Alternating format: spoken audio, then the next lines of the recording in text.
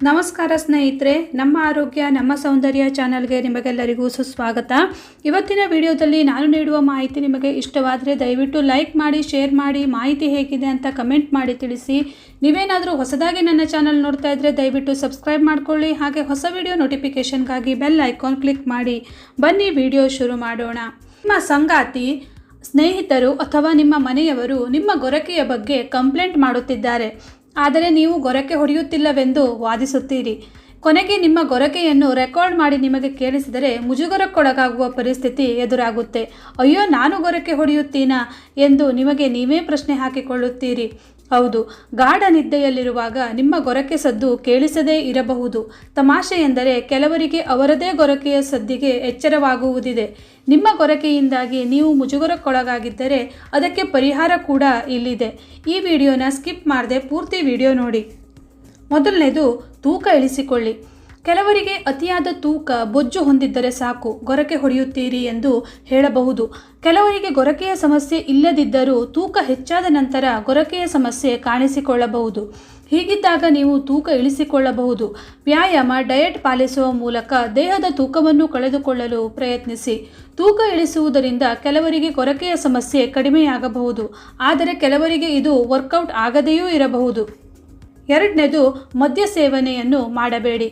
ಕೆಲವೊಂದು ಅಧ್ಯಯನಗಳು ಮದ್ಯಪಾನ ಸೇವಿಸಿದವರು ಗೊರಕೆಯನ್ನು ಹೊಡೆಯುತ್ತಾರೆ ಎಂದು ಕಂಡುಹಿಡಿದಿದೆ. ಮದ್ಯಪಾನವು ನಿಮ್ಮ ಗಂಟಲಿನ ಹಿಂಭಾಗದಲ್ಲಿರುವ ಸ್ನಾಯುಗಳ ವಿಶ್ರಾಂತಿಯನ್ನು ಕಡಿಮೆ ಮಾಡುತ್ತೆ. ಇದು ಗೊರಕೆಗೆ ಕಾರಣವಾಗುತ್ತೆ. ಹಾಗಾಗಿ ಮಲಗುವ ಮುನ್ನ ಮದ್ಯಪಾನ ಮಾಡಬೇಡಿ.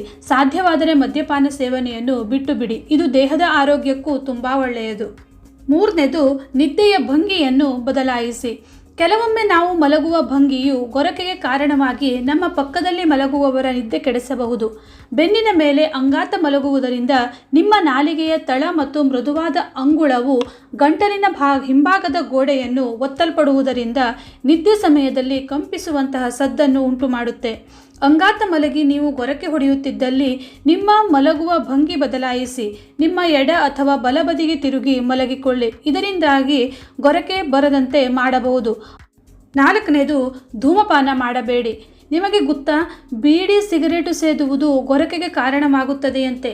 ಹಾಗಾಗಿ ನೀವು ಹಾಗೂ ಇತರರು ನೆಮ್ಮದಿಯಾಗಿ ಮಲಗಬೇಕೆಂದರೆ, ನಿಮ್ಮ ಗೊರಕೆಯ ಸದ್ದನ್ನು ನಿವಾರಿಸಬೇಕೆಂದರೆ ನೀವು ಧೂಮಪಾನ ಮಾಡುತ್ತಿದ್ದರೆ ದಯವಿಟ್ಟು ಅದನ್ನು ಸಂಪೂರ್ಣವಾಗಿ ಬಿಟ್ಟು ಬಿಡಿ.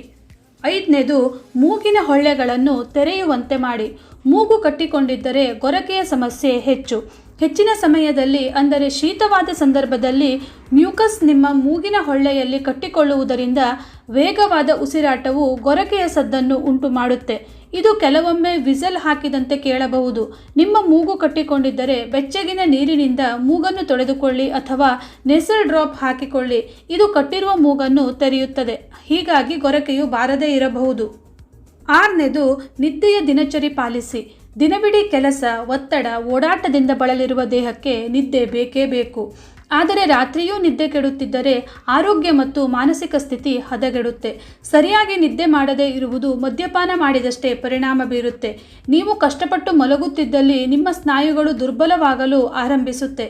ಇದು ಗೊರಕೆಗೆ ಕಾರಣವಾಗುತ್ತೆ. ಹಾಗಾಗಿ ಆರೋಗ್ಯಕರ ದಿನಚರಿ ಪಾಲಿಸಿ. 5 ರಿಂದ 6 ಗಂಟೆಗಳ ಕಾಲವಾದರೂ ನಿದ್ದೆಯನ್ನು ಮಾಡಿ. ಏಳನೇದು, ದಿಂಬುಗಳನ್ನು ಬದಲಾಯಿಸಿ. ನೀವು ಮಲಗುವಾಗ ಉಪಯೋಗಿಸುವ ದಿಂಬುಗಳು ಗೊರಕೆಗೆ ಕಾರಣವಾಗಬಹುದು. ನಿಮ್ಮ ರೂಮ್ನಲ್ಲಿ ಸೀಲಿಂಗ್ ಫ್ಯಾನ್ ಬಳಸುತ್ತಿದ್ದರೆ ಅದನ್ನು ನಿಯಮಿತವಾಗಿ ಸ್ವಚ್ಛಗೊಳಿಸಿ. ಅಲ್ಲದೆ ನಿಮ್ಮ ದಿಂಬುಗಳ ಮೇಲಿನ ಕವರ್ಗಳನ್ನು 2 ವಾರಕ್ಕೊಮ್ಮೆ ಬದಲಾಯಿಸಿ. ಯಾಕೆಂದರೆ ದಿಂಬುಗಳಲ್ಲಿನ ಧೂಳಿನ ಕಣಗಳು ಸಂಗ್ರಹವಾಗುತ್ತದೆ. ಇದು ಅಲರ್ಜಿಯನ್ನು ಉಂಟು ಮಾಡಬಹುದು. ಅಲ್ಲದೆ ನಿಮ್ಮ ಸಾಕು ಪ್ರಾಣಿಗಳನ್ನು ನಿಮ್ಮ ಬೆಡ್ ಮೇಲೆ ಬಿಡುವುದರಿಂದ ಅವುಗಳ ಸತ್ತ ಜೀವಕೋಶಗಳ ಕಣಗಳು ಉಸಿರಾಟದಲ್ಲಿ ಕಿರಿಕಿರಿಗೆ ಕಾರಣವಾಗುತ್ತದೆ. ಆದಷ್ಟು ನಿಮ್ಮ ಮಲಗುವ ಕೋಣೆಯನ್ನು ಸ್ವಚ್ಛವಾಗಿಟ್ಟುಕೊಳ್ಳಿ. ಅಲ್ಲದೆ ದಿಂಬು, ಬೆಡ್ಶೀಟ್ಗಳನ್ನು 2 ವಾರಕ್ಕೊಮ್ಮೆ ಬದಲಾಯಿಸಿ. ಸೀಲಿಂಗ್ ಫ್ಯಾನ್ನಲ್ಲಿ ಧೂಳು ಕುಳಿತುಕೊಳ್ಳಲು ಬಿಡಬೇಡಿ. ಸಾಕು ಪ್ರಾಣಿಗಳನ್ನು ಮಲಗುವ ಕೋಣೆಗೆ ಬರಲು ಬಿಡಬೇಡಿ. 8ನೇದು, ಹೆಚ್ಚು ನೀರು ಕುಡಿಯಿರಿ. ದೇಹವು ಡಿಹೈಡ್ರೇಟ್ ಆದಾಗ ಮೂಗು ಮತ್ತು ನಾಲಿಗೆಯ ಅಂಗುಳಿನ ಸ್ರವಿಸುವಿಕೆ ಅಂಟಿಕೊಳ್ಳುತ್ತದೆ.